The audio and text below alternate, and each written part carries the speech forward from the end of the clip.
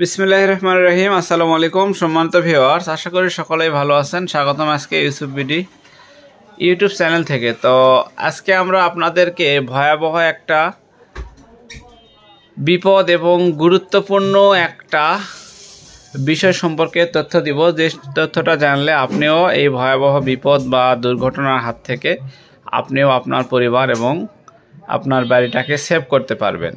তো 12 volt battery একটা বিপজ্জনক একটা অবস্থা রয়েছে। যে কোনো 12 ভোল্ট আমরা ছোট এটা দিয়ে পরীক্ষামূলকভাবে আপনাদেরকে পরীক্ষা করে দেখাবো এবং টেস্ট করে দেখাবো। বড় ব্যাটারিতে দেখালাম না, হয়তোবা আগের ভিডিওতে দেখিয়েছি, কিন্তু আজকে আমরা ছোট ব্যাটারিতে টেস্ট করে দেখাবো। তো দর্শক, তো এখন আমরা এই প্রোডাক্টটা দেখাবো। আর আমাদের কাছে প্রচুর পরিমাণে সোলার প্যানেল রয়েছে, আপনারা চাইলে আমাদের কাছ থেকে সোলার প্যানেল নিতে পারবেন। আজকে আবার নতুন সোলার প্যানেল এসেছে অরিজিনাল জেনেটিকের 100 ওয়াট, 130 ওয়াট, 200 ওয়াট এবং 65 ওয়াট, 50 ওয়াট অনেক সোলার প্যানেল আমাদের কাছে এসেছে। আপনারা চাইলে আমাদের কাছ থেকে সোলার প্যানেলগুলো নিতে পারবেন। এছাড়াও সোলারের তার রয়েছে 2376, 4076, তারপরে হচ্ছে বাংলা 2376। তো এই তারগুলো আপনারা চাইলে আমাদের কাছ থেকে নিতে পারবেন। তো এখন তারের দামটা একটু শর্টকাটে আপনাদেরকে যদি বলে দেই, এটা হচ্ছে বাংলা তামা, এটা পড়বে আপনার 1750 টাকা কয়েল।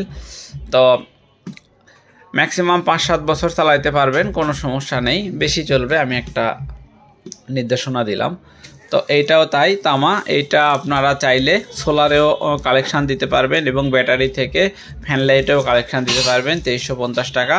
তো এই হচ্ছে তারের অবস্থা। আর আজকে ব্যাটারি থেকে আমরা ভয়াবহ যে বিপদের হাত থেকে বাঁচবো সেটার জন্য আপনাদেরকে একটু জানাই।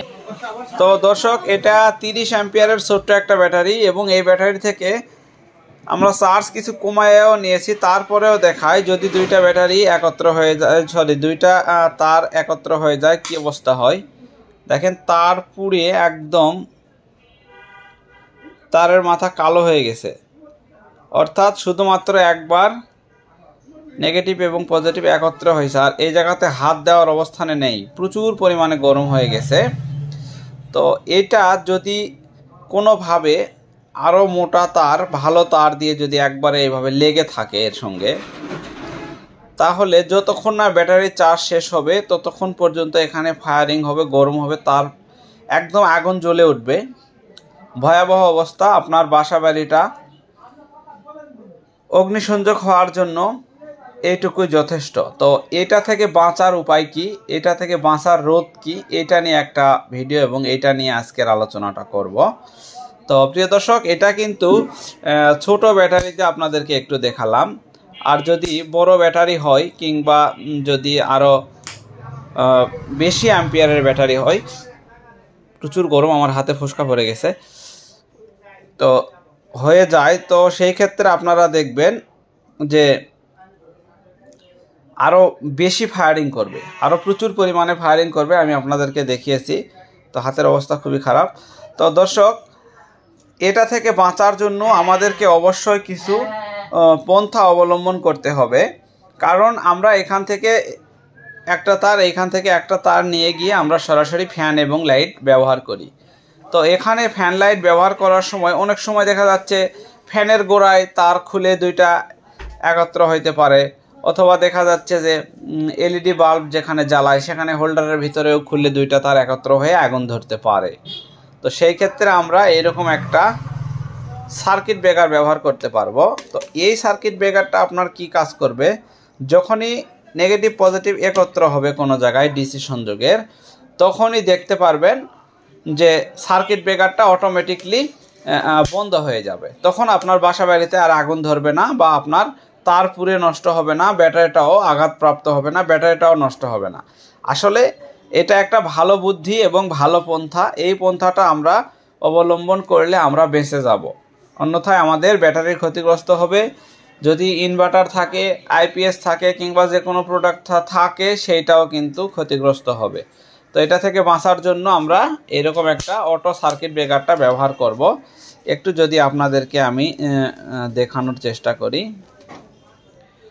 তো দেখেন, আমরা অটো সার্কিট ব্রেকারের এই মাথাটা একটু ঘুরাইয়া এদিকে নিয়ে আসি আপনাদের বোঝানোর সুবিধার্থে। তো দর্শক এখানে দেখেন, তো দর্শক আমরা লাল তারটা লাগিয়ে নিলাম আপনাদের জাস্ট বোঝানোর সুবিধার্থে। আমরা কালোটাতেই সার্কিট ব্রেকার লাগিয়েছি, আপনারা চাইলে কালো এবং লাল যে কোনোটাতে সার্কিট ব্রেকারটা লাগিয়ে নিতে পারেন, কোনো সমস্যা নেই। এখন এই লাল এবং কালোর সংযোগের সমন্বয়ে আপনি এলইডি বাল্ব বা পাখা, ইনভার্টার, আইপিএস যে কোনো কিছু চালাইতে পারবেন, কোনো সমস্যা নেই, কোনো রকম কোনো সমস্যা হবে না। এখন এটা অফ করে দিয়ে আপনি দেখেন, আমি অফ করে দিছি। এখন এই দুইটা মাথা একত্র করলাম, কিছু হচ্ছে না। আপনি এই পাশের কাজগুলিও করতে পারবেন, এই পাশের যে কোনো ফ্যান লাইটের কাজ করে আবার এটা লাগাই দিতে পারবেন। আবার অন করে দিলে এই পাশে ফ্যান লাইট সব কিছু এটা দিয়ে চালাইতে পারবেন। দেখেন অন করা অবস্থায় যদি আমরা একটু ফায়ারিং দিয়ে নেই, দেখেন একবার ফায়ারিং করছে, অটো কিন্তু অটোমেটিক পড়ে গেছে। এই যে দেখেন অটোটা অফ মোডে চলে আসছে। আচ্ছা, আবার এটাকে অন করে দিলাম, একটু লক্ষ্য রাখবেন। দেখেন আমি আবার ফায়ারিং দিব, এখানে জাস্ট ফায়ারিং হওয়ার সময় অটোটা সুন্দরভাবে পড়ে গেল, খুবই সুন্দরভাবে। আবার অন করে দিয়ে আবার যদি আমরা ফায়ারিং দিই, আবার অটোটা পড়ে গেল। তো এইটা হচ্ছে ভালো একটা দিক, ভালো একটা বিষয়। আচ্ছা, অটো ছাড়া যদি আমরা ব্যবহার করি, ধরেন অটো নাই, অটো বাতিল, অটো বাদ, এখন এখান থেকে এবং এখান থেকে লাইন নিয়ে আমরা ব্যবহার করতেছি, সেই ক্ষেত্রে যদি দেখা যায় এরকম ফায়ারিং করে, তাহলে কিন্তু এরকম দেখেন পুরো কালো ধোঁয়া বের হয়ে যাচ্ছে। এটা শুধু জাস্ট এক সেকেন্ডেরও কম, শুধু ছোঁয়াইছি একটু, তাতেই দেখেন নাটের মাথা পুরো কালো হয়ে গেছে, অবস্থা খারাপ। তো এই ক্ষেত্রে এরকম বিপজ্জনক অবস্থা থেকে বাঁচার জন্য আমরা অবশ্যই সার্কিট ব্রেকার ব্যবহার করব। দেখেন সার্কিট ব্রেকারের সঙ্গে 3 বার ফায়ার দিয়েছি, তারের মাথা একদম সচল আছে, কোনো রকম কোনো ঝামেলা নেই, পুড়ে যাওয়া বা কোনো ঝামেলা নেই তারের মাথা। আর এইটা আগেরটা দেখিয়েছি, তারের মাথা পুরো একদম শেষ হয়ে গেছে। এখানে এটা তো দেখা যাচ্ছে ফায়ার দিয়ে দিয়ে তারের মাথাগুলি পুরা হয়ে গেছে। তো এই জন্য আমরা এই ধরনের সার্কিট ব্রেকারের পরে ইউপিএস, আইপিএস, সোলার যে কোনোটা ব্যবহার করতে পারবো, খুব ভালো হবে এবং খুবই সাশ্রয় হবে, এবং আপনাদেরকে অনেক সুযোগ সুবিধা এটা থেকে পাবেন, অনেক বিপদের হাত থেকে রক্ষা পাবেন। এই সার্কিট ব্রেকারটা আপনারা একটা ব্যবহার করলেই হবে, নেগেটিভ এবং পজিটিভ টার্মিনাল যে কোনো টার্মিনালে আপনারা এটা ব্যবহার করতে পারবেন, কোনো রকম কোনো সমস্যা নেই। ইনভার্টারের ক্ষেত্রেও ভালো হবে, ঝুঁকি মুক্ত হবে ইনভার্টারটা। তো প্রিয় দর্শক, আপনারা যদি ইনভার্টারে ব্যবহার করতে চান, সরাসরি কিন্তু আপনারা ইনভার্টারেও এই সার্কিট ব্রেকারের পরে একটু আপনাদের জাস্ট বোঝানোর সূত্রে এটা নিয়ে আসলাম। সার্কিট ব্রেকারের পরে এখানে পজিটিভ এবং নেগেটিভ দুইটাই আমরা এখানে দিতে পারবো। সার্কিট ব্রেকারের পরে আমরা সার্কিট ব্রেকার থেকে এসে এখানে আমরা লাগাইতে পারবো এইভাবে। এখানে সার্কিট ব্রেকারটা থাকবে, তারপরে ইনভার্টার থাকবে, কোনো সমস্যা হবে না, এই অবস্থায় চার্জ হবে। তো দেখেন আমরা কিন্তু ইনভার্টার সংযোগটাও সার্কিট ব্রেকারের মাধ্যমে দিয়েছি, এই অবস্থায় চার্জিং হবে, সব কিছু হবে, কোনো অসুবিধা হবে না, সব কিছু আপনারা করতে পারবেন। তো আমরা একটু এখন সার্কিট ব্রেকারটা উঠায় দিয়ে দেখব। দেখেন ইনভার্টারটা কিন্তু অন হয়ে যাচ্ছে কোনো রকম কোনো ঝামেলা ছাড়াই। তো দর্শক দেখেন এখানে সার্কিট ব্রেকার অন রয়েছে, এখানে ইনভার্টারটা কিন্তু চলতেছে, ইনভার্টার অন আছে, সার্কিট ব্রেকারটা অন আছে। এখন আপনাদেরকে একটু দেখা, এখন হচ্ছে আবার সুইচ দিলাম। তো এখন এইটাতে আমরা একটু লোড দিয়ে দেখব আসলে লোডটা কীরকম হয়। তো সুপ্রিয় দর্শক, আমরা এখন এই বড় ব্যাটারিটা দিয়ে দেখালাম, কারণ আমি ভিডিওর শুরুতেই বলেছিলাম যে এই ব্যাটারিটাতে চার্জ একটু কমায়ন হয়েছে, কারণ হচ্ছে ফায়ারিং দিয়ে দেখানোর জন্য। তো চার্জ কম থাকার কারণেও কিন্তু সার্কিট ব্রেকারটা এখানে সাপোর্ট খাচ্ছিল না, অর্থাৎ ইনভার্টারটা একটা সিগনাল দিচ্ছিল, ওভারলোডের একটা সিগনাল দিচ্ছিল, ওভারলোডের মতো। তো এটা কিন্তু ফুললি অটো কাজ করে, সেটার প্রমাণও আজকে পেয়ে গেলেন, এবং এটার কি উপকার সেটাও জেনে গেলেন। কারণ এখানে চার্জ কম থাকার কারণে ইনভার্টারটা একটা ব্যাড নয়েজ দিচ্ছিল, বাঁশির মতো শব্দ হচ্ছিল। এটা চার্জ কম থাকার কারণে। তো যখন এরকম চার্জ কম হয়ে এরকম ব্যাড নয়েজ আসবে তখন আপনারা কিন্তু প্রোডাক্টটা বন্ধ রাখতে পারবেন, সেক্ষেত্রে একটা সেফটি পেলেন। আবার যদি এরকম সার্কিট ব্রেকার লাগিয়ে নেন সেক্ষেত্রে তো একটা সেফটি থাকলোই, ইনভার্টার নষ্ট হওয়ার সম্ভাবনা কম এবং ভুলভাল হওয়ার সম্ভাবনাটাও কম থাকবে। দেখেন সার্কিট ব্রেকারটা বন্ধ করে দিলাম, এসি সংযোগ বন্ধ হয়ে গেল, সব কিছুই বন্ধ হয়ে গেল। আরও একটা ভালো সতর্কতামূলক জিনিস রয়েছে, যেটা হচ্ছে ইনভার্টার অন থাকা অবস্থায় আপনি সার্কিট ব্রেকার উঠাইতে পারবেন না। দেখেন আমি সার্কিট ব্রেকারটা উঠাই দিলাম, অটোমেটিক নেমে যাচ্ছে। আমি সার্কিট ব্রেকারটা উঠাই দিলাম, অটোমেটিক নেমে যাচ্ছে।